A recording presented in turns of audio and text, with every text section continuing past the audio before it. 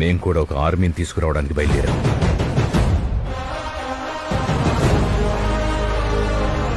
ఒక్క జీప్ తీసుకుని అందులో ఒకే ఒక సీట్ ఖాళీ పెట్టుకుని ఆ ఒక్క సీట్లో ఏ ఆర్మీ పడుతుందా అని నేను ఎదురు చూశాను.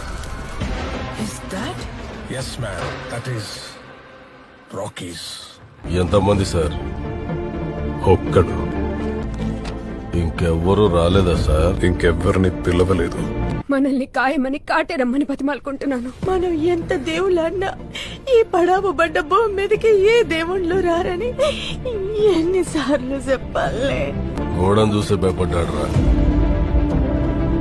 జాగ్రత్త సార్, లోపలికెళ్ళినాడు ఎవ్వడు బయటకు రాలేదు.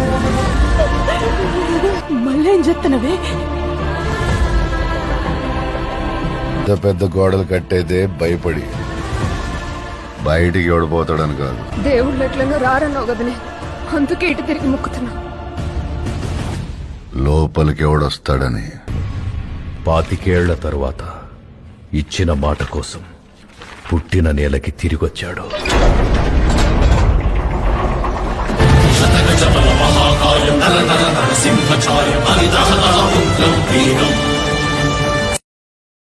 Download ShareChat.